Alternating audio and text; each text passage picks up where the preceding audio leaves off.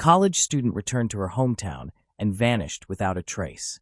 Initially, the police assumed she had simply gone away, but soon they began uncovering deeply unsettling clues. Her fate remained a mystery for 16 years, until the truth unexpectedly came to light.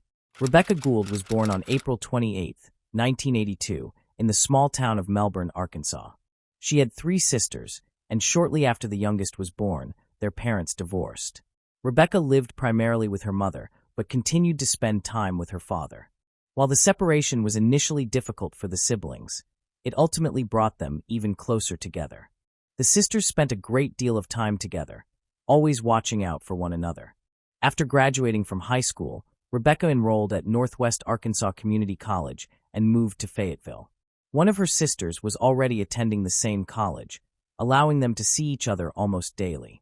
Whenever possible, the siblings also made time to visit their family at home. Although their family home was only about 25 miles away, balancing visits with school commitments was often challenging. By September 2004, at age 22, Rebecca was preparing for the start of a new semester. She had been contemplating a transfer to the University of Arkansas and had finally received the opportunity. But before making the move, she planned to finish one more semester at her current college. Rebecca and her sister decided to spend the weekend at home, visiting their family. Rebecca also had a boyfriend in a nearby town and planned to see him after spending time with her relatives. On Sunday, September 19th, the sisters drove home, enjoyed some family time, and then Rebecca left to visit her boyfriend. The following day, she was supposed to pick up her sister to return to college, as they had come in Rebecca's car. However, she never arrived at the scheduled time. Her sister tried calling her repeatedly, but Rebecca didn't answer. Initially, the family wasn't overly concerned. Rebecca was an adult, and they assumed she might be resting, catching up on sleep, or spending time with friends before heading back to school. By evening, with no word from Rebecca, her family's concern began to grow. They hoped she had simply decided to stay in town for another day and would eventually return home. But the following day, their worry intensified. Rebecca had still not contacted any family members, and none of her friends had seen her. It was then that Rebecca's mother called the police. Officers discovered that Rebecca had been with her boyfriend, Casey, and had gone to his workplace. Casey reported that the last time he saw her was the previous morning around 8:30 a.m., when she dropped him off at the cafe where he worked. She had planned to return to his place, pack her belongings, and meet her sisters before heading back to college. Casey explained that Rebecca had promised to pick him up from work, but she never arrived. He waited in the parking lot before eventually calling his friends, and they all went to a party. The police took note of his account and requested permission to search his home, which Casey granted. The first thing they noticed was that Rebecca's car was still parked outside. Inside, they found her purse containing her IDs and her dog. Casey mentioned that Rebecca had also brought a small suitcase with clothes, but it was nowhere to be found. The situation began to feel increasingly unusual. Rebecca had been missing for an entire day, yet her purse, car, and beloved pet remained at Casey's residence. As if that weren't enough, one of the officers then noticed something else. The mattress in the house had no bedding and was positioned unevenly, causing it to lift. Upon closer inspection, police discovered large red stains that appeared to be blood. A more thorough search revealed additional bloodstains on the floor, the wallpaper, and even inside the washing machine. They also found bedding covered in blood, along with a notable number of bleach bottles, suggesting someone had tried to clean up the evidence. All of this pointed to a grim possibility. Rebecca might no longer be alive. While investigators could not immediately confirm if the blood belonged to her, DNA results were still pending. Detectives turned their attention to questioning her boyfriend. As the last person known to see Rebecca, and with a significant amount of blood found in his home, he became a central figure in the investigation. Casey insisted that he had no involvement in Rebecca's disappearance. He claimed the last time he saw her was the previous morning, and that she hadn't contacted him since. He explained that after spending the night with friends, he had returned home to change before his next shift. He maintained that he hadn't noticed any blood on the floors or walls, nor did he detect the smell of bleach. Casey also didn't think much of Rebecca's car being parked outside, or some of her belongings left in his room. While police did not take his word at face value, they lacked concrete evidence to implicate him in a crime at that time. Investigators decided to interview all of his friends from that night, who corroborated his account, confirming that he had indeed been with them until morning. Casey provided an alibi, and the police continued their search for clues, still unsure of when or how Rebecca had disappeared. All they knew was that she hadn't answered any calls since the previous morning. During questioning, Casey suggested that investigators look into Rebecca's ex-boyfriend, Justin. The police attempted to contact Justin, but he wasn't home and initially did not answer their calls, which raised suspicions. However, 2 days later, he reached out, explaining that he had been at a casino with his father. Authorities were able to verify his alibi. He had indeed been out of town during the time of Rebecca's disappearance. Detectives soon received another lead while trying to piece together the timeline of Rebecca's disappearance. On the day she vanished, she had stopped at a gas station near Casey's workplace, where she bought a sandwich for breakfast before heading to his house. Employees, shown a photo of her, confirmed that she had been there after 8:30 a.m., which aligned with Casey's account. Inside Casey's home, police found the same sandwich untouched, suggesting that Rebecca had indeed returned there, and that something happened shortly afterward. Since Casey was at work at the time, questions about his direct involvement resurfaced. Shortly after, authorities received the results of the blood analysis from his house. It matched Rebecca's blood, and no foreign DNA was detected. Detectives continued their investigation by interviewing all of Rebecca's relatives and friends. They considered the possibility that if she had been attacked, it might have been by someone close to her with a personal motive. The police also questioned all of Casey's friends who might have visited his house, but these efforts produced no leads. This search continued until September 27th, a full week after her disappearance. Investigators eventually discovered Rebecca's body approximately 12 miles from her boyfriend's house, at the base of an embankment near the highway. The location was hidden from the road, making it unlikely that anyone would find her by chance. Notably, whoever left her there had made no effort to conceal or bury the body. It appeared the perpetrator simply drove to the spot, dumped her, and left. Medical examiners determined that Rebecca had suffered multiple blows to the head from a heavy object, and that her cause of death was strangulation. The absence of defensive wounds suggested she was completely caught off guard, possibly never realizing what was happening. Experts also found no evidence of sexual assault at the time of her death. They estimated that her body had been at the location for about a week, though they could not provide a more precise time frame. Meanwhile, detectives identified a potential murder weapon. A piano in Casey's house was missing one of its legs. The leg was heavy, and medical experts confirmed its shape matched the head injuries found on Rebecca. Casey claimed the missing leg had been loose for a while, and in theory it could have been easily ripped from its base. However, the police failed to find this leg either in the house or near the location where the body was found. Given the complete absence of evidence, detectives began searching for possible motives for this crime. They immediately ruled out the robbery gone wrong. Nothing was missing from the house except for the piano leg and Rebecca's suitcase. A sexual motive was also dismissed, leading investigators to believe that the killer simply wanted to murder her. Considering Rebecca was killed almost immediately after her return to Casey's house, police speculated that the perpetrator might have been aware of her schedule or had been following her, knowing her boyfriend would be at work that morning. It was also very likely that Rebecca knew the perpetrator. There were no signs of forced entry, suggesting she might have let them in herself. According to investigators, the killer spent several hours in the house attempting to clean up the blood with bleach. After that, they likely carried the body and loaded it into the car to drive it to the embankment. Despite all this, detectives had literally no evidence, so there was no progress in the investigation. They considered the possible involvement of hundreds of people, including acquaintances and relatives of both Rebecca and Casey. They also checked neighbors and even residents of nearby towns, but it led nowhere. Police received numerous tips, but none proved useful. In many cases, locals just voiced their suspicions against other people without backing it up with any real facts. This went on for several months until the case eventually went cold. Investigators continued to work on it, but they couldn't make any progress. In the following years, the case was reopened several times, passing on to new teams of detectives, but each time it led nowhere. The problem lay not only in the complete absence of evidence, but also in the lack of understanding the perpetrator's motive. Eventually, the mysterious nature of this case attracted attention from the true crime community. It became the subject of various TV shows and podcasts where people attempted to finally uncover the truth. One such individual was a journalist named George Jarrett, who had been following the case from the beginning. He even wrote a book about it and launched his own podcast. For many years, he had been trying to find out who killed Rebecca.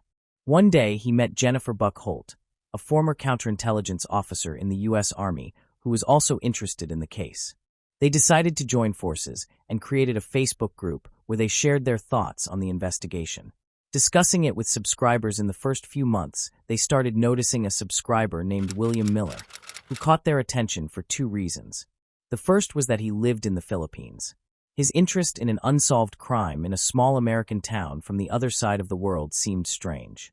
Miller was also one of the most active subscribers, leaving numerous comments and even reaching out to the group admins via direct messages. He said he wants to help solve the murder, shared his thoughts on some controversial and unclear moments, and put forth his own theories. He demonstrated a high level of awareness, not only with specific facts from the case, but also with the knowledge of the area where the crime occurred. Eventually, George and Jennifer began to consider his behavior quite suspicious. They decided to keep this thought to themselves to not scare him off and try to extract more information. Soon they discovered something else. One of the group members was an expert in genealogy, and she tried to understand Miller's connection to the case with a simple analysis of his profile. She discovered a very unexpected fact.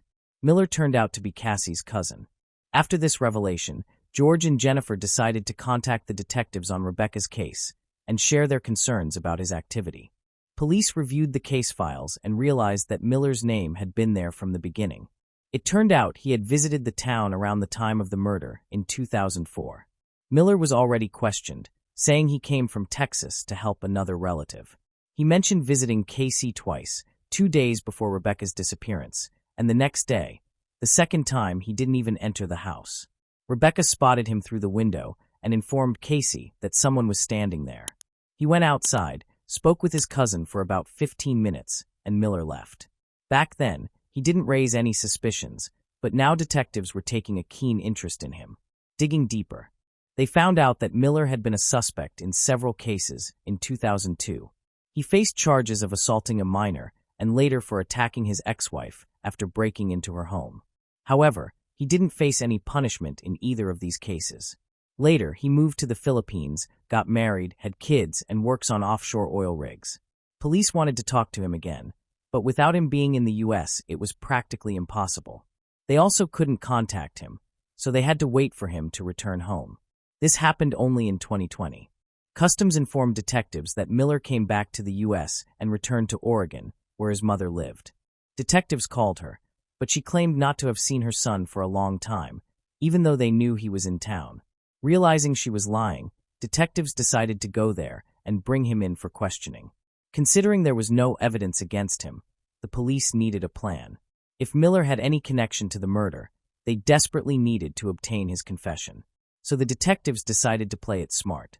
Detective Mike McNeil, who led the investigation, started the interrogation casually stating they were just re-interviewing everyone involved in the case. Miller replied that he was willing to cooperate and had nothing to hide. The detective asked if he would be okay with taking a polygraph test. Upon his return to Arkansas, Miller agreed, and then the detective pretended to call the local police chief, asking if there were any polygraph specialists in town by chance. Hearing this, Miller became visibly nervous and tried to change the subject. Meanwhile, the detective pretended to talk on the phone and said that a polygraph specialist would arrive at the station in half an hour. What Miller didn't know is that the specialist was already waiting in the next room. Despite the fact that the polygraph is a pretty controversial tool and its results can't be accepted in court, the detectives had other goals. This unexpected turn of events could catch the suspect off guard and ultimately lead to a confession. Miller asked if polygraph results were admissible in court, and the detective vaguely said they could be in certain scenarios, but didn't specify how unlikely that was. Miller continued to get nervous, but agreed to the test, which he failed. The polygraph operator concluded that he had lied about all key questions, including involvement in Rebecca's murder. Detective McNeil continued pressing him and told Miller that experts once again analyzed all the available evidence and found Rebecca's DNA and samples collected from his car. They had searched his vehicle back in 2004, but found nothing and hadn't even taken any samples for further examination. So there was no Rebecca's DNA found in his car, and the detective deliberately misled Miller. By law, police have the right to use such tactics during interrogation to get a confession. Sometimes criminals indeed decide to confess. And this was Detective McNeil's only hope. Upon hearing about Rebecca's DNA in his car, Miller fell silent. The detective kept saying they had all the evidence, and Miller could only make things easier for himself by confessing. And it worked. Miller suddenly said that he didn't kill Rebecca, but stumbled upon her body. According to him, that morning he went to his cousin's house and found an unknown man in a mask standing over Rebecca's bloodied body. Clearly, the detective didn't believe this story and continued to push Miller to tell the truth. Eventually, Miller abruptly interrupted him and said, "I'm just going to tell you I did it. I'm sorry for what I did." According to Miller, that morning he went hunting in the woods near his cousin's house. When he arrived there, he suddenly remembered that Casey's girlfriend had come over, and for some reason, he wanted to talk to her. He knocked on the door and told Rebecca he needed to use the phone. She let him in, and Miller pretended to make a call. Meanwhile, Rebecca returned to the bedroom, and he began walking back and forth in the living room. Miller claimed he was overwhelmed by an uncontrollable rage and desire to kill Rebecca, so he grabbed a piano leg and went after her. She was lying on the bed, and Miller struck her several times on the head before strangling her. He then wrapped her body in a sheet, putting it in his pickup truck, and tried to clean the blood from the floor, walls, and bedding with bleach. He then drove to the highway and dumped the body under the embankment. Miller admitted he knew the area well because he went to the school in that town. After hearing his confession, the detective asked why he committed the crime. Miller replied that he just had the urge to kill Rebecca without any reason and couldn't control it. At the end of the interrogation, he once again repeated that he had regretted his actions all these years and must take responsibility. After that, Miller was arrested and extradited to Arkansas, but there he suddenly retracted his confession and claimed his innocence, which could have jeopardized the case. By law, a suspect must confess to a crime before a judge, especially when there is no evidence against them. There was also one more problem during Miller's arrest. The police officer didn't finish reading his rights because Miller had interrupted him with a question. All this could have potentially led to Miller's release. However, the judge deemed the recorded confession admissible. Miller had the opportunity to commit the crime, knew his cousin's work schedule, and his statements matched all the details of the crime. It is worth mentioning that Miller initially had a guaranteed way to avoid punishment when the police called him in for questioning in Oregon. He could have simply refused or walked out of the station at any moment. Considering there was no evidence against him, Miller could have refused to continue the conversation, boarded a flight to the Philippines, and left the U.S. for good, never to be held accountable. Extraditing him without evidence would have been simply impossible, and investigators would have had to accept the fact that they would never solve this case. But Detective McNeil believed that Miller himself had a strong desire to confess his activity in the online group, where he left numerous comments and interacted with the admins spoke to this if he hadn't wanted anyone to learn about his involvement. The most logical behavior would have been to stay away from this topic. Perhaps he didn't leave the interrogation room or request a lawyer for the same reason. Miller simply couldn't live with the weight of his guilt. Although he initially maintained his innocence, in 2022 he struck a deal with prosecutors, confessing to the crime and receiving a 40-year prison sentence. But the story didn't end there. While in prison, Miller shockingly admitted to several more murders, confessing to killing 5 additional women over the course of his life, whose identities he didn't even know. Miller explained that he would lure these women into his car, drive them to secluded locations, and then kill them. He revealed that he selected his victims based on their appearance, targeting young, slim, short women with light-colored hair. Detectives immediately recognized that this description matched Rebecca perfectly. If Miller was indeed a serial killer, it helped explain why he targeted his cousin's girlfriend. She fit his established victim profile. Given that Miller had worked on oil rigs for 25 years and lived in multiple states, it was possible he could have committed these crimes across different locations. However, police have not yet found evidence to confirm his additional claims, and the investigation remains ongoing. It's worth noting that some people continue to support Miller's innocence. Some argue he couldn't have murdered Rebecca without a clear motive. Others speculate that Rebecca's boyfriend may have been responsible, and that Miller only helped dispose of the body. There are also those who believe Miller fabricated his confessions to the other murders. However, none of these theories are supported by concrete evidence. Officially, Miller's guilt in Rebecca's murder remains undisputed, while investigations into his other alleged crimes continue.